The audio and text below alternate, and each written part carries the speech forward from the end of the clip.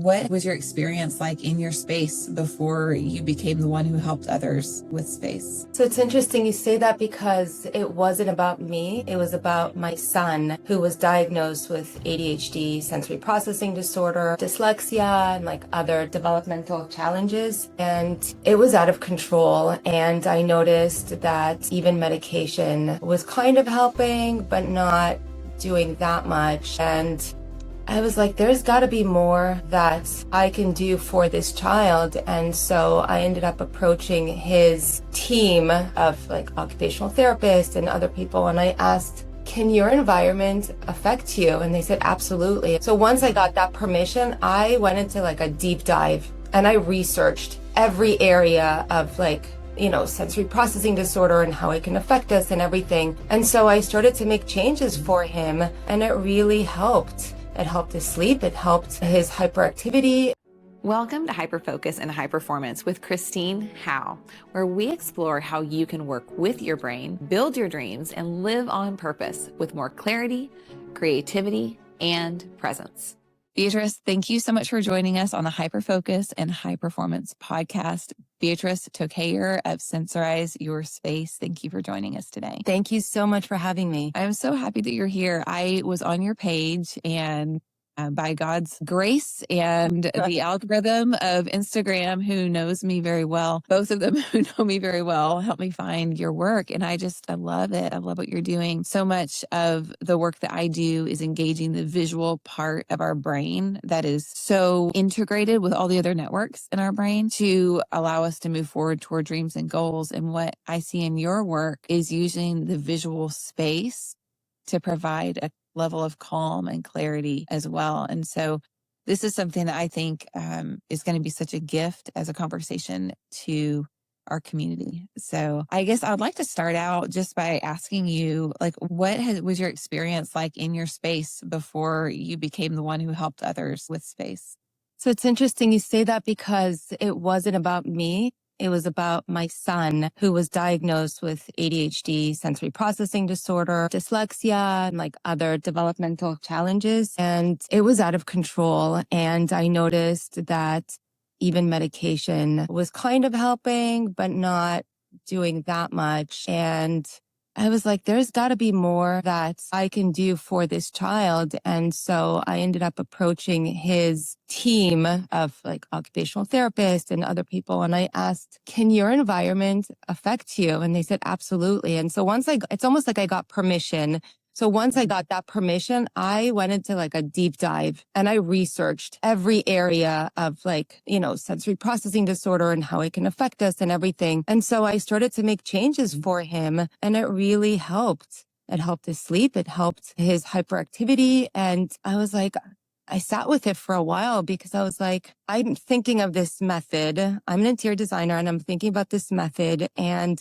usually when you think of something, somebody else had already thought about it. And I was like, how come this is not out there? And so I just decided to conduct my business like that, like design for people in that way, because as much as we're talking about ADHD and sensory processing disorder and special needs, perhaps everybody has sensory preferences, but not everyone has sensory needs. And so even if you don't have any, if you don't have ADHD or anything like that, you're still sensitive to your environment. And so anybody can benefit from this. And then over time, having adapted that method of design, I realized what I actually like and what suits me the best. And so I learned a lot from my son, which is like a gift from God, honestly. That's amazing. The thing that I love about this is the emphasis on the senses. One of the things we do when we plan our months with Think Time is we talk about think through the lenses of your five senses, because we don't live in lists. We don't actually live in words. We live through our five senses. And so you've really cued into those five senses are where we experience our feelings. We experience our peace, the sense of inner peace that everyone wants that feels like optimal mental health can actually be something we can help by changing the sensory environment that we're in. Can you talk more about what you mean by sensory So there are an OT, like occupational therapy language. It's actually 8 senses. There are other senses that I don't need to mention, but one is like proprioceptive, where you just need to like balance your vestibular system, right? And that's where like swings come along or like jumping, things like that. But we can benefit a lot from like the visual sense. You know, if there's too much clutter, there's not enough visual stimulation. If there's too much visual stimulation, that can really affect us. That's huge. And visual clutter is one thing I struggle with. And I think it's because I have a hard time making decisions. So I'm a slow processor in my own processing. And so when I come to something, I'm like, oh, I don't really know where it goes. And then I have 6 kids and I'm like, well, what happens when the mom doesn't know where it goes? Right. Then what does the house end up looking like? And so that's kind of where, like, I love the idea of getting some help for me even. So I'm thinking that as I speak of my struggles, that there are going to be people listening to this saying, me too. And so that's why I'm like, ooh, help me first. Because I think that as people are listening, I think they will say, I struggle with making decisions too. Because is it right that clutter is just unmade decisions? Is that fair to say? I'd love to introduce you to something I created specifically for brains like yours. Think Time Membership is a guided neuroplanning membership designed to help you align with your design, work with your brain, and build your dreams with more clarity, confidence, creativity, and presence. Instead of forcing yourself into systems that don't fit you, you'll learn how to plan in the native, creative language of your brain using my neuroplanning framework. Love your design, then dream, decide, do, review. Inside the membership, you'll join a community of growth-oriented leaders for weekly, monthly, quarterly, and annual guided planning experiences, so you'll never have to figure it out all alone.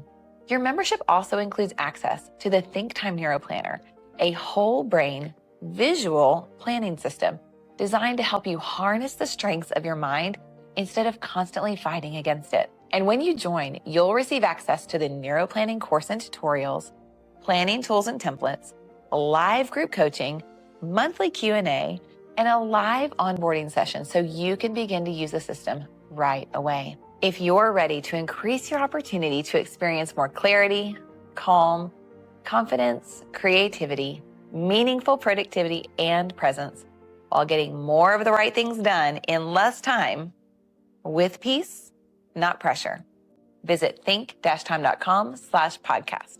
I'd love to help you build a life that works with your brain, aligns with your design, and reflects what matters most. Clutter is a lot of time.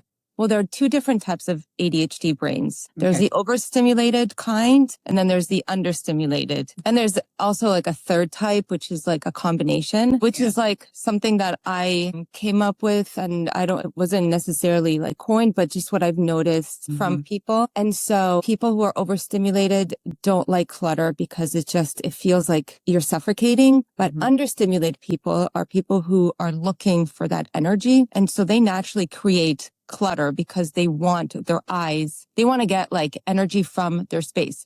The thing is that clutter is not good for anyone, but ADHD people who are understimulated just don't know that they need visual stimulation to give them energy. So they create clutter for themselves. Like they try to adapt, if that makes sense. So what's a healthier way for someone to do that? Like I'll notice that when I get the house completely clean, I have certain kids who come out and they're like, yes, this is my canvas.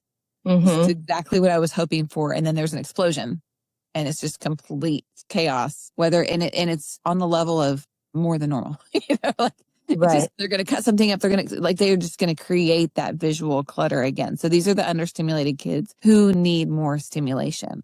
Well, I think it's a matter of creating zones. Okay.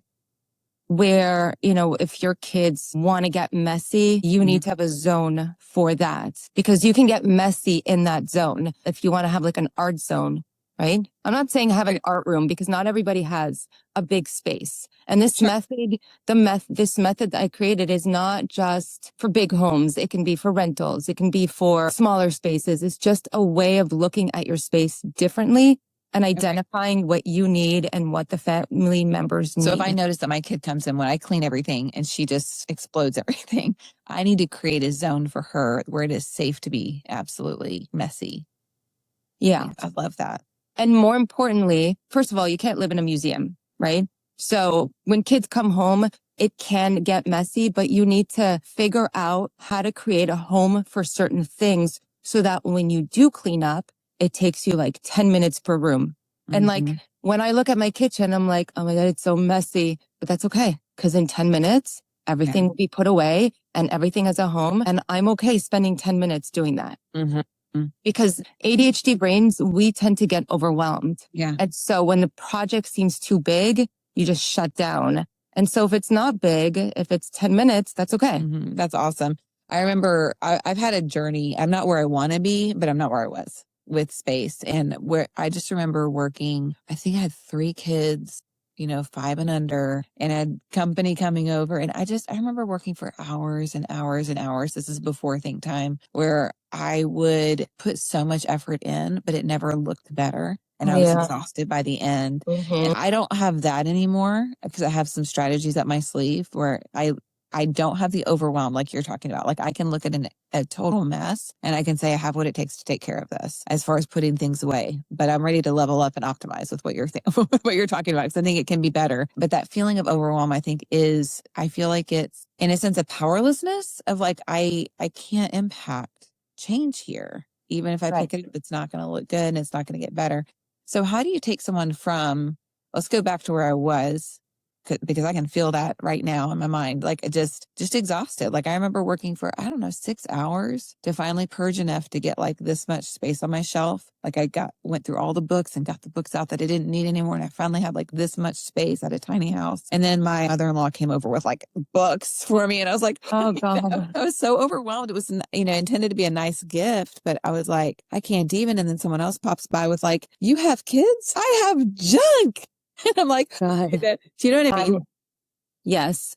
What strategies have you developed since? For me personally, the thing that has helped me the most is I grab a few bags. So I'll get like a trash bag and I get an IKEA bag. And so those are my 3 things. So I make it really simple. I try to keep it as simple for my little brain as possible. And I just go around. The first thing is trash, easy trash, get it. And that helps. And then with the IKEA bag, I take things that go into another room. So instead of taking an item and walking to another room where I get distracted, then walk into another room, so I take like a space and then I'll take the items that belong in another space and put them in the IKEA bag. Oh, smart. And then I can take them from there and walk them around and I'll have like 8 items that go in this bathroom and 8 items that go in the laundry room. It's a lot faster to put things away that way. And then the donations, of course, if I can pick it up once and get it out of the house, then I don't have to pick it up 20 times more. And so that helps as well. And then if I want to notch it up a little bit, I use the visual system, which is to put a time lapse on and time lapse myself doing it because that keeps me focused on that one space instead of going from space to space to space and doing like a 10% shift on each space. I'll do it.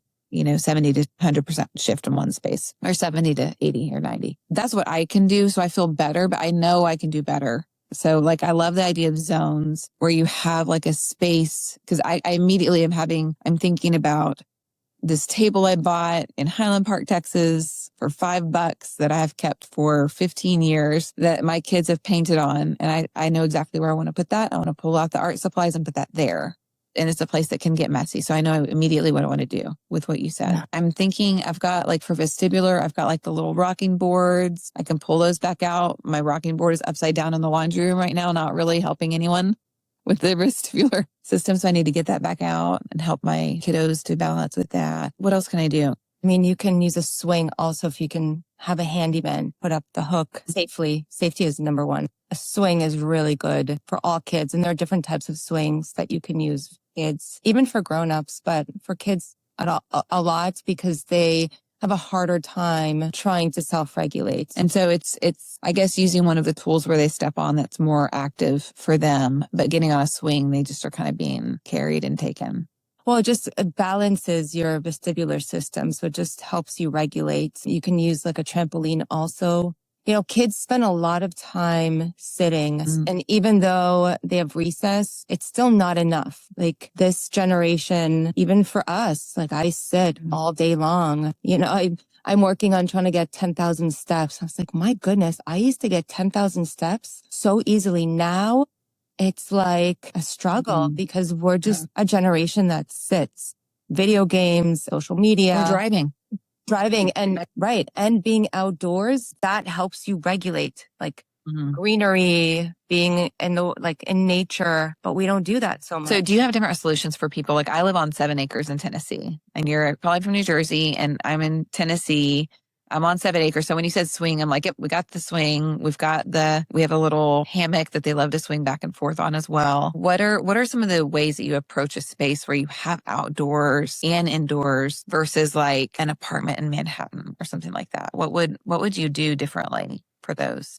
Well, if it's like an indoor space in a big house, you can put in a playroom, right? And it depends on the kids. So it depends on the age. You could do a rock climbing wall.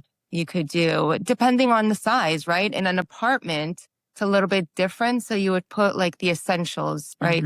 So you might put a swing, like a compression swing, like things like that. But then you would prioritize like activity also. Yeah. And I think a lot of times we think of kids as being obedient when they're still, right?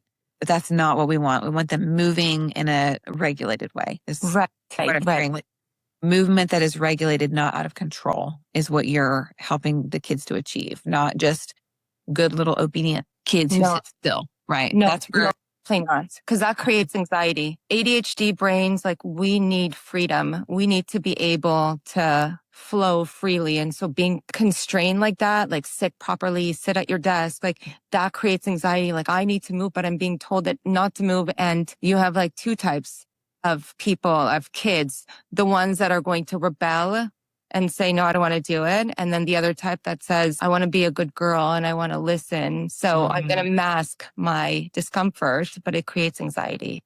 That's so good. That is so good.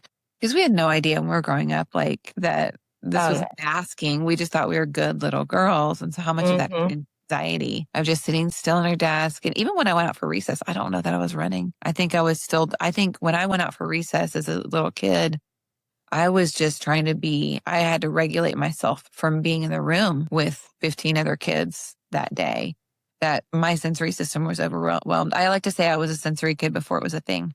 I was a 4th kid out of 5 in a pastor's family. Oh, wow. So we would go to church and see everyone. And so we were obviously like the welcoming, the, hey, how are you doing? And I'm the pastor's kid and the daughter and all, just lots and lots and lots of interaction, which I love people. But then as soon as we would get home, then we would have people over for lunch. And I was just like, I can't. And so I, as a little kid, would go back into the back room, climb under the bed. I didn't even think about talking about this. I don't know why this didn't come up. I would climb under the bed and curl up in a ball. Yeah. Regulate my system. Exactly. And my whole family saw that as something that was bad because I was separating myself and I was supposed to be with the family. And so I got negative feedback from my regulation. And my mom always interpreted that as a rejection of some sort of her personally. And that's a lot to figure out as a kid. Like me taking care of me hurts my attachment figure. It was this massive, I don't even know how to do this, but my body I couldn't not. And then if I got overstimulated, like on a vacation or something, I would lose my cool. And then I would get negative feedback for losing my cool. Yeah. So there was just no way to win as a sensory kid in a big, loud family from Jersey. My dad was from Jersey, he was from a family of 9 kids. And my mom had uncles that were 9 family kids from Pennsylvania. And there were Pennsylvania and Ohio, and just the energy, that I'm talking about, the Jersey energy. Yes. That there's a lot of the energy. And then here comes this little sensory kid who's and so I think looking back as an adult on how much that sensory world impacted me. And another thing, my mom would pick me up as a little toddler. And I still remember her picking me up out of my crib and me saying, bright, too bright. The lights were too bright in the world for me. The sounds were too big for me. And I couldn't take it all in. And so now I know that was neurological. That was a brain difference. And I didn't know that was something that I was constantly having to absorb and that was stressing me out. And so just getting through the day was hard.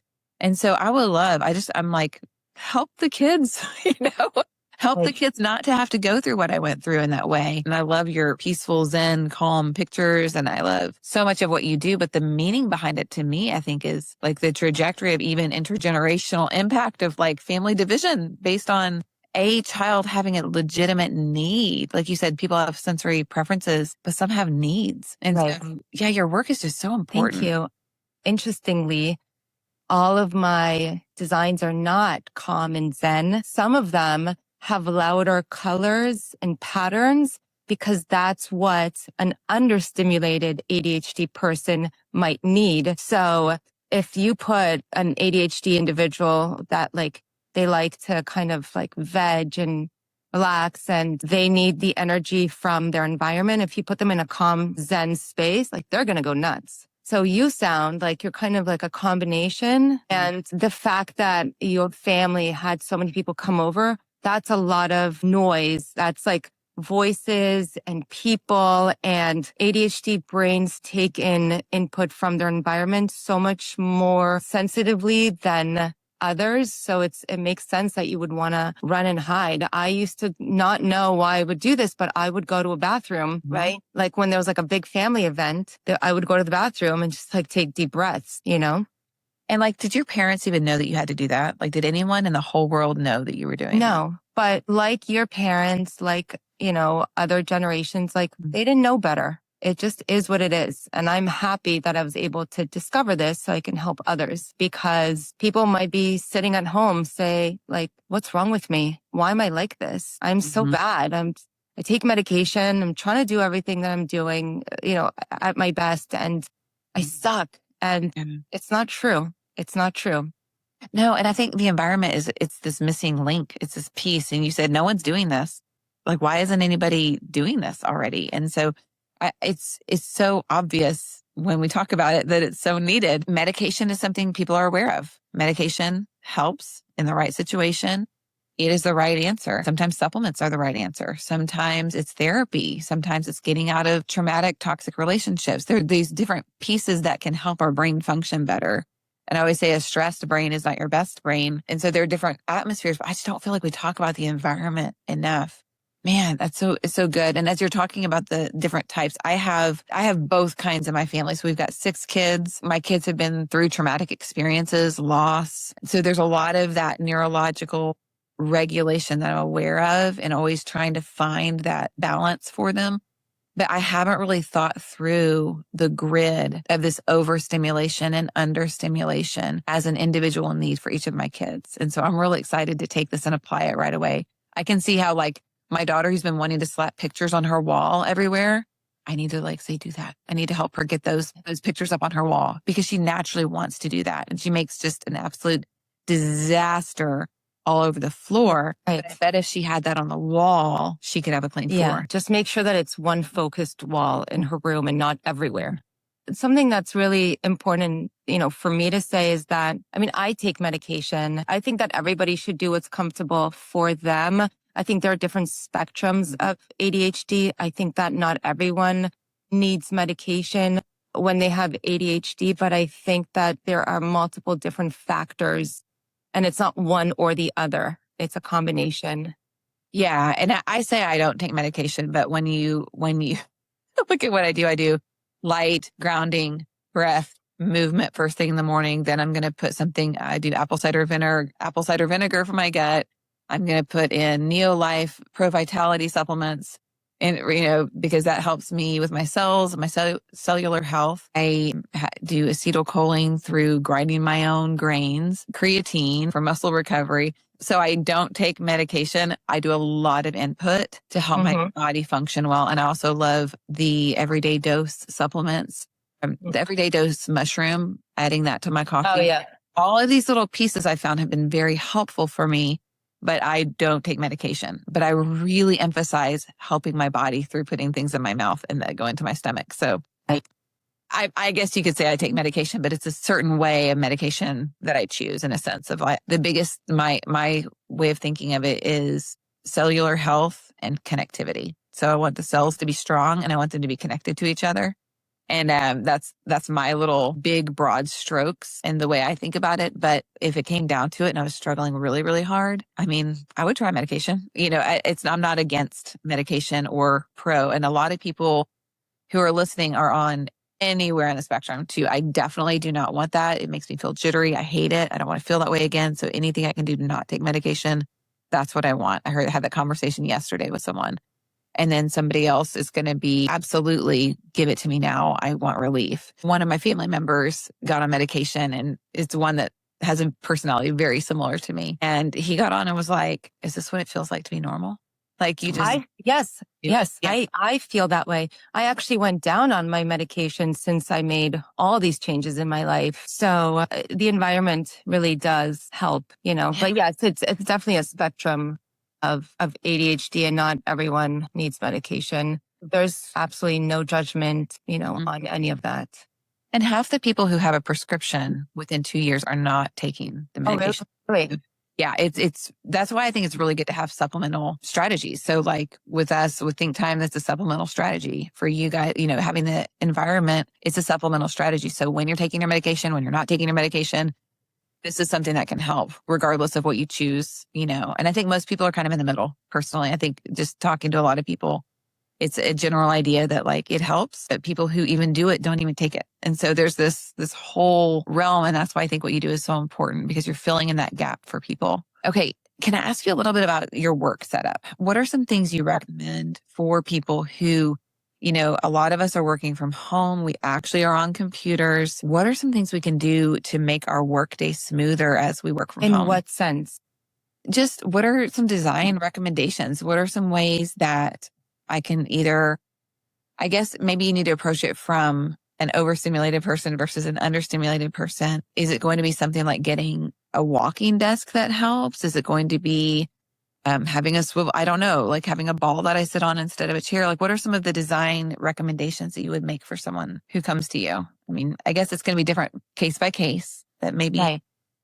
What are some things that people may be struggling So with? again, it depends if you're overstimulated or understimulated. If you're understimulated, then you need some energy from your environment. So maybe you'll have again, it depends like even where your desk is positioned in the room. So you got to be close to a window, or you got to be facing the door. That's more like feng shui positioning. Like it has to be like diagonal from the door, your desk. And then you would have maybe like a colored wall across from you to give you that energy, that input, or you would have like a built-in or like a bookcase with some decor to get that visual stimulation. Something that's also really important is the lighting. Like you want to have layered lighting. So you want to make sure that the overhead lights are like a natural yellow, kind of like the sun, and not like a bright white, like a hospital, because that actually makes you tired. And then you can have a desk lamp to help. That's awesome. And then the color of the furniture also, if you're going to have very dark furniture, if you're going to have too much clutter with like papers all over, that's not good. So you just have to be intentional on kind of making it cohesive. So, and that was for the understimulated. That's one who needs more stimulation. Well, I kind of mixed it up, but so if you're going to have like an understimulated person, so you want to have the energy from your space. So you can have the bookcase, maybe a colored wall across. The lighting goes for everyone. Yeah. Having layered lighting and having the right color of lighting is very important. And having the room be cohesive with the furniture kind of matching in color, that's also important for everyone. And clutter is not, having papers and stacks of books everywhere. That's not good for anyone. So that goes for all types. So how do you help people to organize clutter? Say they've always had clutter. So asking for a friend, what would you do with someone who has always struggled with clutter? So it's kind of like a mindset shift, right? You have to think of it like, pretend you're moving tomorrow. What do you take and what do you leave? Because people have clutter, it's like an attachment issue. Like, what if I need this, right? But what if you're moving tomorrow and you absolutely need to get rid of this? So it's like black or white. And so you just start with like clearing the surface completely. Clear it off. Then you're going to see how you feel with a clear surface. And you're like, oh my God, it's so much better. Well, What am I comfortable adding back onto the surface that will be intentional? And then all the books and all this, the papers, do I really need this? And so it's like a black and white mentality, which is not good for life because you want to have the gray area in life. But when you have a hard time letting go of clutter, you have to think of it in that, like in those terms of, I'm moving tomorrow. What am I getting rid of? If I never saw this again, would I be okay with it? Okay. Okay. Yeah. That's awesome. Well, hypothetically speaking, I am actually moving very soon. So this is going to be really helpful. I was like, oh, I want to have this conversation before I move. So it's basically like almost, I'm having a hard time differentiating this from minimalism. How would you differentiate it from minimalism? Well, minimalism is having like as little out as possible, right? Having like nothing out, but not everyone's comfortable with that.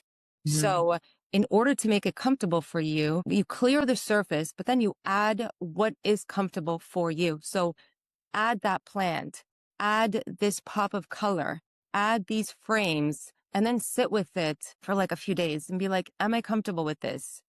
Do I need more? Okay. So you adapt it to yourself. Okay. Okay. I love that. I also feel like minimalism is very rigid, like having nothing. And I would say I'm like an overstimulated person, but I think I'm kind of like a mix, like a combination, because I like to have certain pops of color. Okay. That's awesome. Yeah. I tend to have probably green is like the pop of color I would have. Like this is probably like as much pop of color as I would like to have. I've always, for a long time, landed on white dishes, like a really seafoam green, like relaxing, calm color. Yeah. And I cannot handle colorful mugs, colorful dishes. Like I love the feeling of like when I wash all my dishes, it's like white and pure and everything is clear. Like I cannot stand colored lids. So I'm definitely on the I get overstimulated part, right? So something that I've discovered with one of my clients was that she liked loud patterns. She had like a very loud house. And so, I said to her, you're an understimulated individual. And she's like, no, I get overstimulated very easily. And so I thought about it and I was like, oh, she chose the loud rug. She chose those chairs. When you make a choice and it's yours, then you're not overstimulated by it. But then if there's clutter that adds on top of that, then your balance is off. But some people who are overstimulated, they like those patterns and the colors because they chose them. So it's their comfort level. Kind of like I told you, you add back on whatever is comfortable for you. Like you choose to add onto the surface what is comfortable for you. It's your choice. Oh, I love that. It's reminding me of this painting that I did like probably 10 years ago. Do you remember when those zigzags were really in fashion? So I made this big painting that went over everything was white, this really pale seafoam green, very calm. And then I put this big bright orange and white zigzag painting on the wall. And so maybe I do have a pop. And I think probably my pop is oh my goodness. Hold on. Look at this. Look what I made. Okay. As I'm talking, I painted this. Oh, it's beautiful. Maybe I am like a No, I mean, yeah, but it's like a little pop and you chose that. That's what's comfortable for you. But if you had like yellow and orange and pink and red, it would be too much for you. But you have all these calm colors and you chose to have that vibrant pink, that magenta. Do you know what I mean? Yeah, that's super fun. I love that. So what I wanted to tell you now, you're probably going to be looking at your kids and your environment in a different way. And so the whole point of this is not to revamp your house and be like, oh my God, I need to get new furniture, need to get like new lighting and like start a whole design project. No. But you're going to understand what you need. You're going to understand why your kids behave the way they behave. And you're going to be more understanding of them and adapt the space according to them and to yourself. And it's just easier to live that way. It just feels like, oh, well, I feel overwhelmed right now because there are shoes all over and I'm yelling right now. But am I yelling because the kids are overstimulating me, or am I yelling because everything is everywhere? Do you know what I mean? Yes. So I love this because basically you're saying clue in to how you're feeling, notice where it's coming from. So when I'm feeling anxious, or I'm feeling like this is too loud, or my kids feel like they need to go get into their room, they don't feel comfortable to be out in the main space, I could look, instead of saying, hey, come out to this space, I could look at what's happening in that space.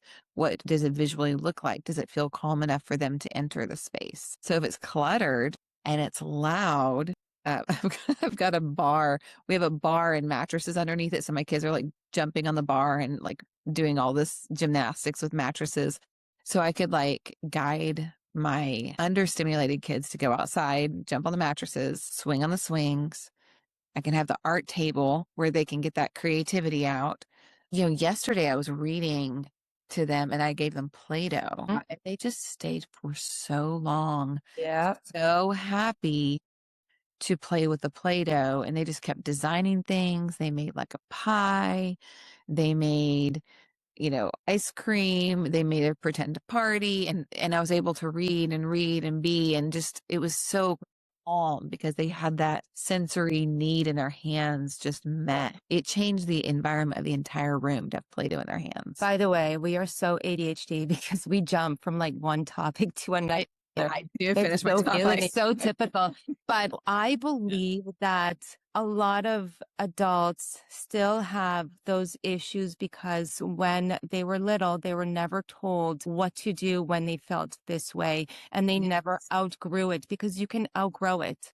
But when you're not given permission to be the way that you are, then you kind of retain those habits of like the way that you feel. And then you grow into an adult, with those habits of like, I get overwhelmed by visual, like by any sense. Do you know what I mean? So I think that when we expose our kids slowly, then they can better learn to regulate. My son is doing so much better, and he still has like the auditory sensitivity. I noticed that, but he can wear loud colors now. He's very different, very different. That's awesome. And it's about the internal world and how he's processing the different senses coming in. And so if we can help our kids and ourselves to clue into, I'm feeling overstimulated, then I can create less stimulation in my environment. If I'm feeling understimulated, I can create more stimulation in my environment. Right. And in the same way that you used to go and go under the bed when you had a lot of people over, I used to do this to my son when he would get overstimulated by having a lot of people, like going to a place with a lot of people. I would say, do you need to go somewhere quiet? So I would take him somewhere quiet. Like, you have to give him permission, not give them permission, but to make it okay. Do you need to leave? Not, you need to stay here because this is what we have to do.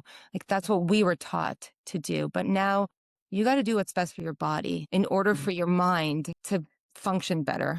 Yeah, my kids, I remember when I had my first daughter, she came out a lot like me. And so she would get overstimulated pretty easily. And I would just like tuck her into my sling and go to a quiet place and rock her. All of that's just so natural. Limit the visual stimulation, get the movement for the proprioception.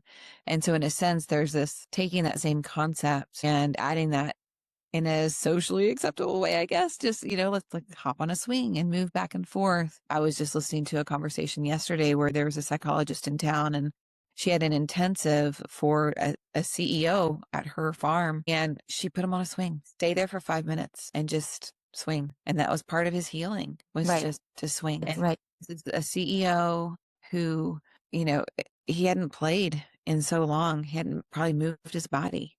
Right.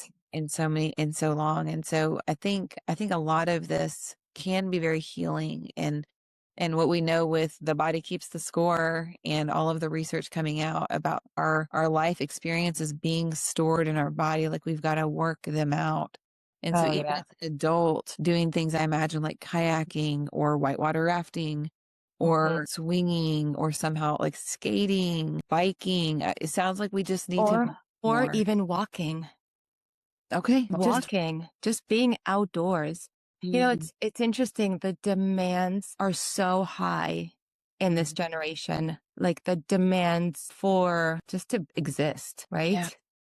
It is. Yeah. And it's like taking that same thought of just trying to get through the day is so much work. Like for me, when I reflected on being a kid, like that was hard to get through the day. And you're saying like now in our culture, to be an ADHD adult or child in this world just to get through the day. And something else that's interesting is that ADHD individuals are by nature creatives. Yes. I don't think all creatives are ADHD, but most ADHD individuals are creatives. But we're taught to, not follow our gut, but some people are taught like be a doctor, be a lawyer, have a 9 to 5 job. And so if you're an ADHD individual and you follow that path, it is very hard for you to be in that system. And so it just builds up and builds up throughout the day. And then when you come home, you're like, I need to get into pajamas and I need to sit in like a dark room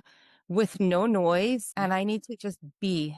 Do you know what I mean? I had that conversation with someone yesterday. They were like, they're in a 9 to 5 job. They have ADHD and they're just like, I have to stare for like an hour or two when I'm done. So that's what you hear that too from your clients. Same thing. Yeah. And I used to have a 9 to 5 job, it's like I couldn't do it. I couldn't do it. But, life is about discovering who you are and figuring out what works for you. And some ADHD individuals, like they figure out systems that work for them, but a lot don't. Mm-hmm. So I hope that, we can help others just feel better.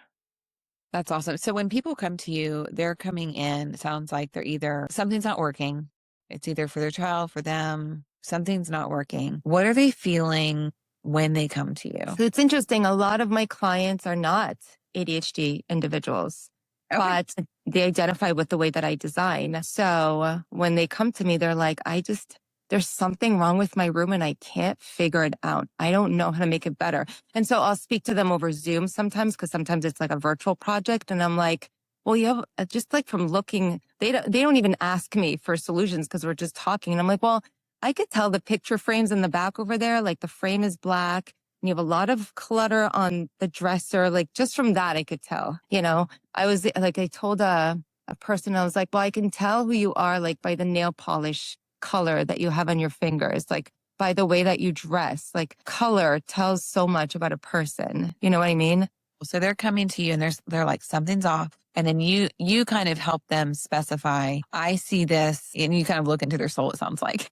You look into their soul by seeing their space is what I'm hearing, which is pretty cool. And then when they journey with you, they go through your process. What is it like on the other end for them? I mean, I either redesign a space for them or they buy my course, but the result is the same. The result is, the knowledge of what works for them and not what should work for them.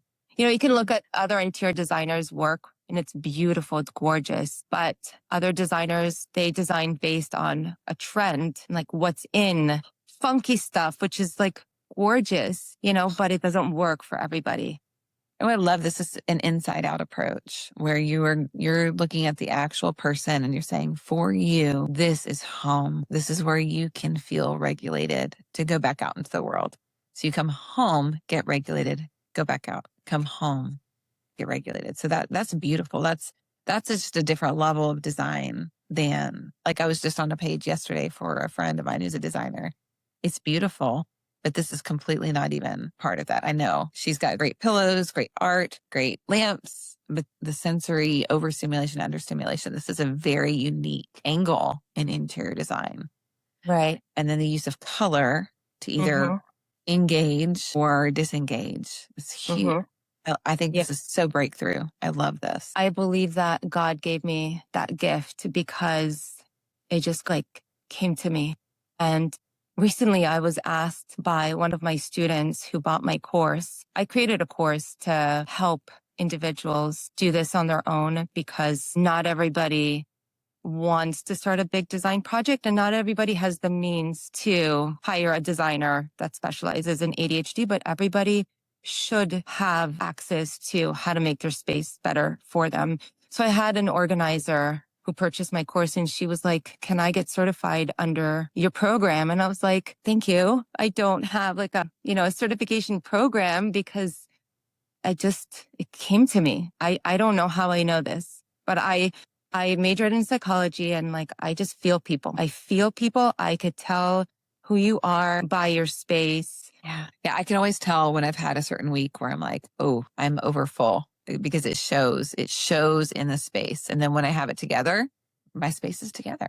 So when people come, they can actually take a course. And so you've made it available for just the average person with or without a budget. They can achieve this knowledge and understanding and apply it themselves. I always felt like, even with my design clients, you don't need to buy new furniture. We can repurpose what you have if it works. Okay. I'm a different type of designer. I want to do what works for you. Something else that's interesting is, and I see this a lot, one person has ADHD and the other person doesn't. And so the other person is growing increasingly frustrated with this ADHD partner because they're leaving stuff everywhere. They're messy, like they're just opposites. And so I teach you how to navigate that because that can cause tension on the relationship. But there's so many, ways to help an individual, marriage, kids, is just very, very complex. That's awesome. I love it. And I do think that marriage is hard enough without space struggles. Like you don't have to add that to the list of just managing. This is how I operate. This is how you operate. And to give a language for that would be such a life-giving add for any marriage, I think. Well, that's awesome. So if somebody wants to engage with you and take the course, we're going to include the course link in the show notes so they can just go straight there. If somebody were to work with you, like what would that process look like? I've never worked with a designer personally. And so let's say that I'm moving and I'm like, I want your help. So what would that look like for someone like me? I'm moving in a month, maybe I would need to ask this question probably before a month. Like, let's say that I'm not moving in a month and I want to plan ahead or renovate a space I already have. What would it look like for someone listening right now who would like some more one-on-one help? And what's it like to work with you? Well, I mean, it depends on the type of help that you need. So I'm flexible. I've a session where we could do like a 90-minute session. I have a design in a day package where we can work together for a day and it's like an intensive and I design a space for you in a day. And I actually love that package because it's very ADHD focused. Like we hyper focus in one day. I work intensively and I design a space for you. And then I have like the full service and I also have like an hourly. I work flexibly because everybody needs something different. And so I try to accommodate. And at the end of the day, it's about what you need. So then I would get to know you and I would ask about your family. I would ask, not like detailed information, but I just want to know the family dynamic so I can figure out how to make it work best for you. And then I just need pictures and, this is if it's like a virtual project, but basically it's about knowing the person and what they need. I love it. That's so awesome. So where can we find you? Where can we find your work and get connected? So my design website is BRT Interior Design. You can find me on Instagram, Sensorize Your Space.